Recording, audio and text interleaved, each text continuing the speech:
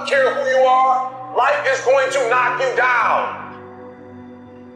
Listen to me, many of you right now, life's got you up against the rope, and you got to do me a favor. Like, you can't give up, you can't give in.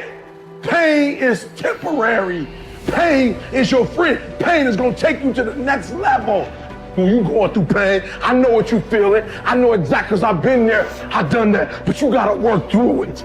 And the reason why most of you are not successful is because every single time stuff not going your way, you give up, you quit, you let go, and people feel weakness. They feel it.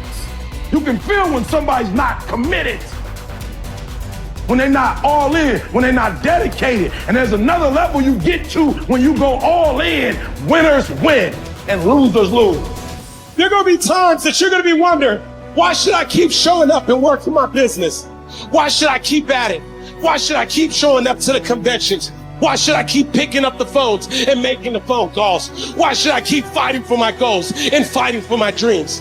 And what I want to remind you is that you got to show up for your life regardless of the circumstances. You got to show up in spite of the naysayers. You got to show up in spite of the conversation going on in your mind.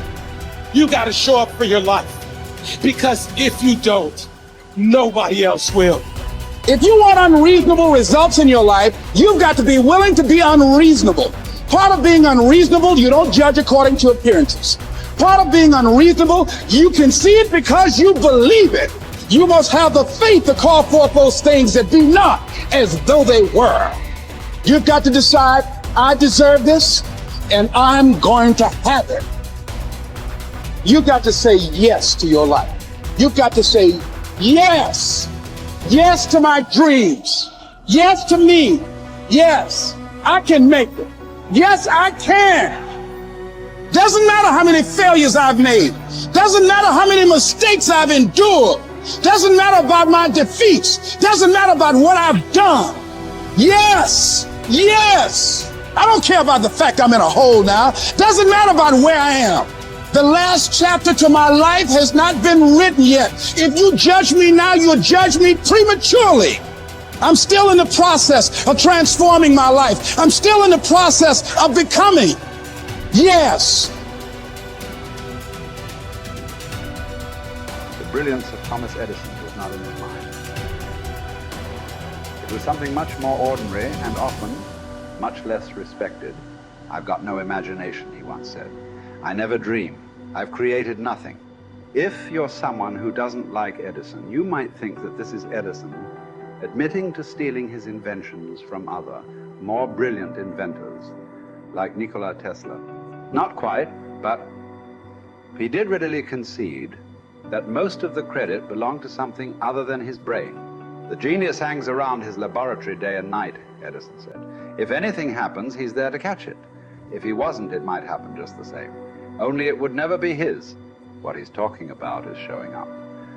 The incredible, underrated power of clocking in every day, putting your ass in the seat, and the luck this seems to inevitably produce. Edison lived in his laboratory and never missed a day. Like Gabriel, even when he was sick, when he was tired, or when visited by tragedy or disaster. The modern conveniences we can trace to his lab then owe far more to his body than his brain, to the compounding power of consistency rather than sheer brilliance. It wasn't about inspiration. It was about getting to work, show up and try. Get on the treadmill, pick up the violin, script out some scenes, reach out to some clients, read some reports, lift a couple weights, jog 1 mile, cross one thing off the to-do list, chase down a lead. It doesn't matter what it is. All aspects of our life benefit from this circumscribed kind of business. Just as long as you do something every day, that is the important thing. Show up. When you're tired, when you don't have to, even if you have an excuse, even if you're busy, even if you won't get recognized for it, even if it's been kicking your ass lately, once something is done, you can build on it. Once you get started, momentum can grow. When you show up, you can get lucky. Is this still hard? Yes. But the good news is that because it's hard, most people don't do it. They don't show up. They can't even do one tiny thing a day. So yes, you're alone out there on the track in the rain. You're the only one responding on Christmas. But having the lead is, by definition, a little lonely. This is also why it's quiet in the morning. You have the opportunities all to yourself. Don't worry about setting any records. Just report for duty. No excuses. And here's the irony. This is also a way to break records. Consistency is a superpower. Day to day, willpower is incredibly rare. Lowell Gettrig was a solid position player and a good hitter. But his success really was rooted in the fact that he didn't miss many days of work. It's quite likely that had he continued at his normal pace and not been stricken with R's, that he would have put up career numbers that surpassed Babe Ruth. Gettrig wasn't just able to show up despite injuries and fatigue. He also had to push through ennui, doubt, and just plain not feeling it. He had slumps like we all do, but he also understood what they meant. As a minor leaguer, he had struggled at the plate and thought about quitting. The Yankees' owner sent down a scout to walk Gehrig through the very basic math of a batting average. A good hitter hits 300, and hitting 350 is terrific. Hitting 400 is almost unheard of. What does that translate to? Missing on 6 tries out of 10. A hitter can also go days, weeks without touching the ball. That's what the scout told him. The most important thing a young ball player can learn is that he can't be good every day. You don't have to always be amazing. You do always have to show up. What matters is sticking around for the next at-bat.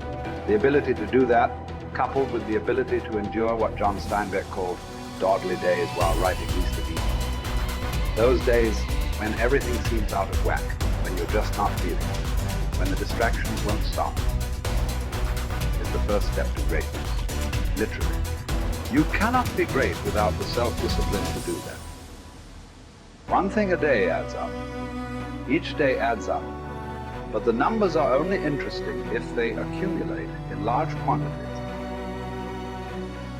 You guys that are just getting started, you're not going to start right here. You're going to start down there, probably in another city, another town. I grew up in Lake Charles, Louisiana, no money, raised by a single mother. I was in debt at 25 years old. First thing that I had to do in my life was not learn a new skill. First thing I had to do to get my life moving in the right direction was self-development. It is vital. It was vital for me that I improved myself and I could start depending upon me. I had to show up every day with some rituals, some disciplines, and start getting myself to trust me, not trust others, but trust myself to do the right thing every day. One of the things that I started doing was beating the sun up every morning. I'm going to beat that sun up every morning so that I have the discipline and the control over my life. So I knew, hey, before that thing pops, I'm going to pop. I'm going to get out of bed, depend on myself, get up at the same time every day. And for me, that time, regardless of where I was beat that sun up. No matter where I am, I'm going to beat that thing up. So it gives me a sense of control over my own life. Second thing,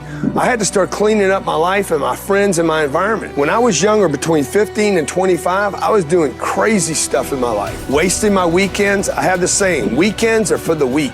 I was drinking, fooling around with a bunch of bad things, bad people. At 25 years old, I cleaned it all up. Quit going to those places. Quit hanging out with people that did not have ethics and discipline in their life. I wanted to build something in my life. I wanted to become someone. And to do that, to become someone in the eyes of the world, just beating that sun up every morning gives me the sense of accomplishment. That I did what I said I was going to do. That I woke up when I said I would wake up. And I start building respect for myself, start believing in myself so that I can go out into the world. And maybe today when I go into this meeting that I'm dressed for, they'll believe in me as much as I believe in me. And that'll show up in a contract, a deal, maybe even some money.